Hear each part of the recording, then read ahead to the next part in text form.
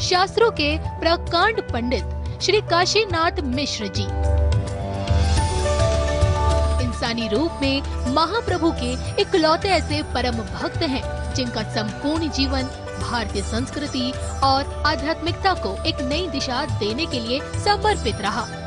आज भी इस जगत को इस सत्य से अवगत करा रहे हैं कि ईश्वर सत्य है, आत्मा सत्य है, मोक्ष सत्य है और इसी सत्य के मार्ग को दिखाने वाला धर्म सनातन अनादिकाल से चली आ रही एक ऐसी अविरल परंपरा है जिसका अनुसरण करके ही आने वाले संकट से स्वयं को बचाया जा सकता है।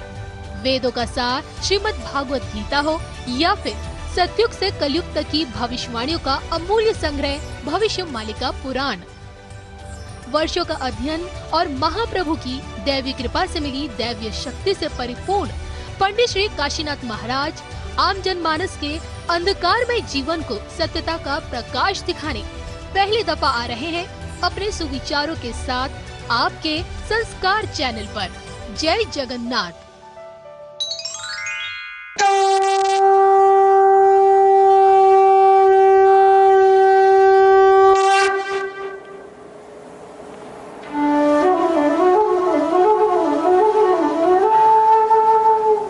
वेद वेदांत विद्याय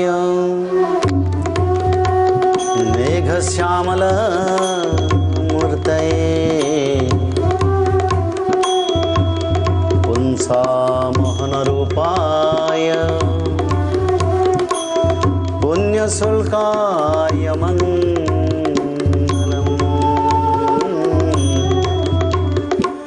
पुण्यशुल्काय मंगलम्।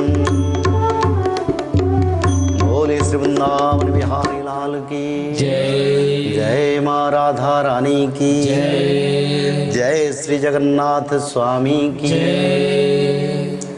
अति पावन पुण्य पवित्र धारा है। मैंने पहले से बताया श्रीमद् भागवत जी का सृष्टि आदि युग में आदि ब्रह्म सनातन की यानी आदि ब्रह्म सनातन भगवान महाविष्णु से सृष्टि हुए थे। श्री भगवान भगवतानां मुखस्कलितं मक्षरं त्रिअक्षरं महाबीजं अनंतं तं नियोजयत् चतुर्शुल्क श्री भगवान भगवतानां मुखस्कलित मक्षरं त्रिअक्षरं महाबीजं अनंतं तं नियोजयत्। नारद दशम शुल्के व्यासंश्चैव शतानि च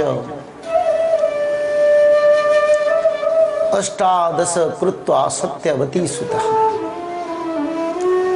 भागवत जी के मुख्य श्रोता परीक्षित जी है और दूसरी स्थान पर भागवत जी के श्रोता शौनक और नैमिषा अरण्य के सभी मुनि ऋषियों ने। एक जगह पर नारद महामुनि ने बताए और नारद महामुनि जैसे बताए, व्यास देव ने बताए, सुखदेव ने परीक्षित को बताए।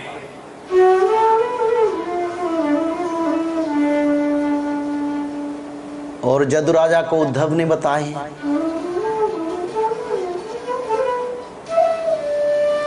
ऐसे भागवत तत्व का आदि अनंत युग से ये भागवत कथा चल रहा है।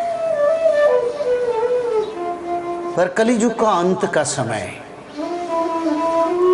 श्रीमद् भागवत जी का आगमन, जब तक भगवान कृष्ण धरती पर थे तब कलियुग का आगमन समय हो गया था। पर कलियुग का प्रभाव विस्तार नहीं कर पाता, क्योंकि जब तक भगवान का पद चिन्ह धरती पर था तब तक कली का प्रभाव धरती पर कोई प्रभाव नहीं था। और सभी आनंद में समय गुजार रहे थे। ना किसी की दुख था, ना किसी की परेशानी था। खेती बाड़ी हरियाली होके निरंतर था और मानव लोग आनंद से समय गुजार रहे थे। पर भगवान कृष्ण को देवता लोगों ने आके बताया, प्रभु आपका समय हो गया जाने के लिए, अनंत ब्रह्मांड का सृष्टा है। तो प्रभु ने धरती को छोड़ने के लिए स्थिर करे, मन निश्चित किए और भगवान कृष्ण देहांत होने के समय के बारे में शास्त्र में जो वर्णन है, आगे इसके बारे में विचार रखेंगे। आरभ्यो भवत जन्म जावत नंदाभिषेचनम एतत् वर्ष सहस्रांशु शतं पंचोदशोत्तरम यदा देवर्षयो सप्तमाघेषु विचरन्ति तदा प्रभु तस्तु कली द्वादश सार्ध शतात्मक। जब भगवान कृष्ण धरती पर थे और जिस दिन भगवान कृष्ण देह त्याग करें, उसी समय कई दिनों से पहले सप्त ऋषि मघा नक्षत्र पर विचरण कर रहे थे। ये श्रीमद् भागवत जी में वर्णन है। सप्त ऋषि जिस समय मघा नक्षत्र पर विचरण कर रहे थे, उसी समय भगवान कृष्ण महाप्रभु के स्वधाम को गमन हुआ।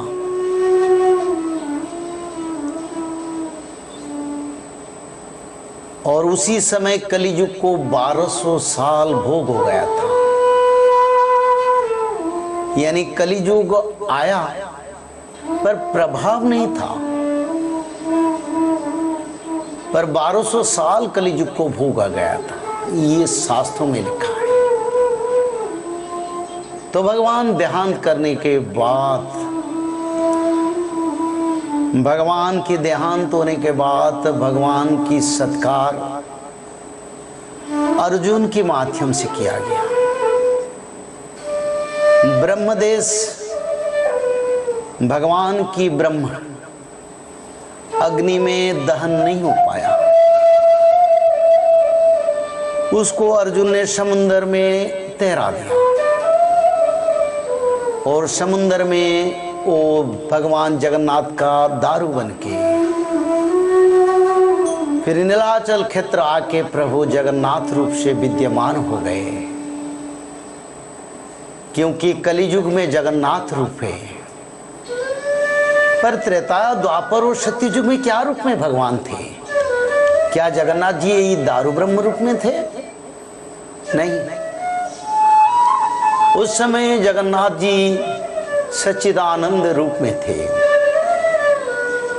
यानी सच्चिदानंद सतचित, सत यानी ब्रह्म, चित यानी चित जगत, जो ब्रह्मांड का निर्माण किया।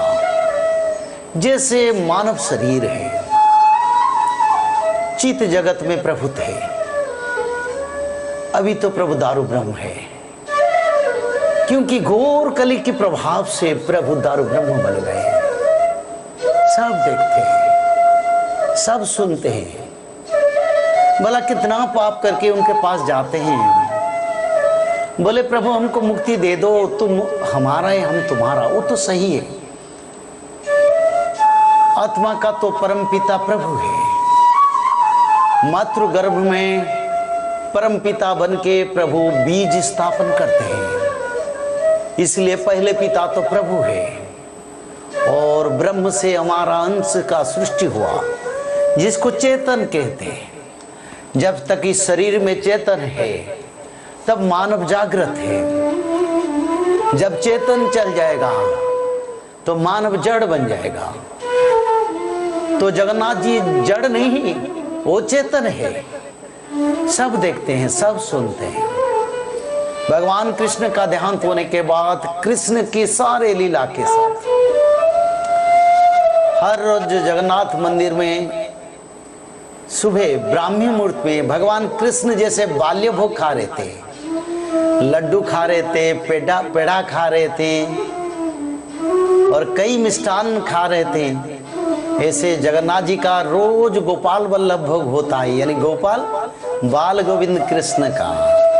गोविंद बोलो हरि गोपाल बोलो, गोविंद बोलो हरि गोपाल बोलो, गोविंद बोलो हरि गोपाल बोलो, गोविंद बोलो हरि गोपाल बोलो, गोविंद बोलो हरि गोपाल बोलो, गोविंद बोलो हरि गोपाल बोलो, गोविंद बोलो हरि गोपाल बोलो, गोविंद बोलो हरि गोपाल बोलो, गोविंद बोलो हरि गोपाल बोलो। गोविंद बोलो हरि गोपाल बोलो। बोले सच्चिदानंद भगवान की जय, भक्त वत्सल जगन्नाथ की जय, श्री वृंदावन बिहारी लाल की जय, माँ राधा रानी की। तो भगवान कृष्ण और जगन्नाथ से कोई अंतर नहीं है, एक ही रूप, अवतार, नाम अनेक है और कृष्ण और जगन्नाथ एक ही है। जैसे भगवान कृष्ण ने धर्म संस्थापना किए हैं और फिर वही कृष्ण जगन्नाथ के रूप से सारा विश्व में कल के अवतार भी धारण करेंगे और ब्रह्मांड में भक्त लोगों को उद्धार करेंगे। भक्त लोगों के उद्धार के लिए प्रभु सारे कला में, यानी अनंत युग में जितने कला था प्रभु का, सभी कला को प्रकट करके धर्म संस्थापना कार्य करेंगे। भक्तों को तो उद्धार करेंगे। गोदीज ब्राह्मण भक्तों का हित के लिए प्रभु का अवतार। तो भगवान कृष्ण ने देहांत होने के बाद जगन्नाथ क्षेत्र आ गए और उसी समय कलियुग को 1200 साल भोग हो गया था। सभी ऋषि मुनियों को ये पता चल गया, श्रीमद् भागवत की प्रथम स्कंद का बात कर रहे हैं, व्यासकृत श्रीमद् भागवत का प्रथम स्कंद,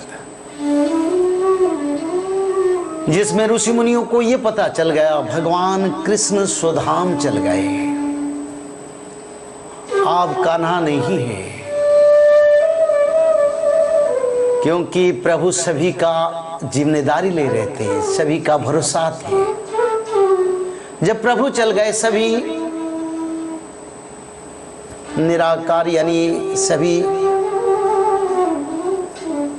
का कोई रखवाला नहीं, ऐसे सभी समझे। कली के प्रभाव से धरती माता पर कंपन आ गया, धरती माता रोने लगा, मनुष्य में विभेद हो गया, परिवार में द्वंद्व लग गया, जहां देखो कली का प्रकाश हो गया, देश देश के बीच में युद्ध शुरू हो गया, अति खराब समय उसी समय आ गया और ऋषि मुनियों ने सोचे आप क्या करेंगे। तब सभी ऋषि मुनियों ने अपना स्वस्थान यानी निवास स्थान, क्योंकि भगवान थे ना, तो सभी अपनी स्थान पर बैठ के जप तप कर्म कर रहे थे आनंद में। किसी को कोई सोच नहीं था कोई असुर हो, सभी असुरों को भगवान कृष्ण ने संहार कर लिया था। अति आनंद और स्वच्छंद में ऋषि मुनियों ने विचरण कर रहे थे, यज्ञ दान तप कर्म सोच आनंद में कर रहे थे। सब आश्रम आनंद में चल रहा था, सभी आश्रम में भगवान का नाम भजन भी चल रहा था। महालक्ष्मी सर्वत्र विराजमान थे, सभी आनंद में समय गुजार रहे थे, बट पाते ही ये भगवान कृष्ण का देहांत के बाद सब उल्टा पुल्टा हो गया और कलियुग की प्रभाव आ गया।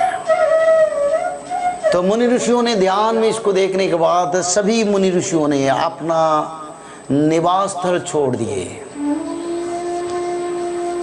और देवताओं का निवास स्थल नैमिषारण्य की ओर चलने लगे। बोले अब समय नहीं है, विश्व में जितने ऋषि मुनि सभी आ गए और आके विचार रखे क्या करेंगे। अभी तो समय बदल गया क्योंकि हमारा प्रभु नहीं है, तो क्या करेंगे। तो इसके लिए सभी मुनि ऋषियों ने देवता लोगों को और ऋषि मुनियों का निवास स्थल, ऋषि मुनियों में मुख्य भगवान वेद व्यास के शिष्य सूत मुनि, और सूत मुनि वेद प्रज्ञ थे, सारे वेद तत्व उनको जानकारी था, सारे शास्त्र का अमूल्य तत्व उनको मालूम था, सभी जानकारी था। भगवान वेद व्यास का वो शिष्य थे, सब जैसे सुखदेव जी ने सुने ऐसे सूत मुनि भी ऐसे पवित्र तत्व से भरा थे, सुमंगल और पवित्र ज्ञान का आधार थे। तो सभी ऋषि मुनियों ने सूत मुनि को पूछे, बोले घोर कली का प्रभाव आ गया, पर विचार ही करना है, अगर कलियुग का अभी क्या अवस्था है। सारे ज्ञानी गुणी भारत की बड़े बड़े परंपरा से निवेदन है, ये तत्व को हमको विचार करना जरूरी है। अगर उसी समय घोर कली का प्रभाव था तो इस समय कैसा समय चल रहा है। और समय बहुत बिगड़ा हुआ था, जिस समय भागवत जी भी धरती पर नहीं आए थे, यानी भागवत कथा का प्रचलन नहीं हुआ था। हाँ, सुखदेव ने परीक्षित को भागवत सुनाया था, 7 दिन भागवत कथा, वो द्वापर युग के अंत में हो गया था, पर धरती पर भागवत कथा का प्रचलन नहीं हुआ था, क्योंकि शास्त्रों में इसका वर्णन है। तो सभी ऋषि मुनियों ने सूत मुनि को पूछे क्या करेंगे, कलियुग आगमन हो गया, कलियुग का प्रभाव घोर पड़ गया। तब सूत मुनि ने बताए, सभी मानव जीव जगत देवता सभी का कल्याण के लिए हमको यज्ञ अनुष्ठान करना पड़ेगा। ये जो बात मैं रख रहा हूं, ये द्वापर युग की अंत भगवान कृष्ण के देहांत और सुख परीक्षित का संवाद के बाद घोर कली का प्रवेश के समय, यानी 1200 साल जिस समय कलियुग को भोग हो गया था, उसी समय का विचारधारा में हम आ रहे हैं। और सभी मुनि ऋषियों ने सूत मुनि से पूछे और बोले भगवान ऐसे निस्तारण कैसे हो गए, मानव कैसे बचेंगे। घर घर में द्वंद्व लग गए, पिता पुत्र में द्वंद्व लगाए, भ्राता से भ्राता का द्वंद्व लग गए, बहन से बहन से द्वंद्व लग गए। जहां देखो अधर्म ही अधर्म है। लोग आलसी, मद्यपी, स्वेच्छाचारी, उपद्रवग्रस्त हो गए।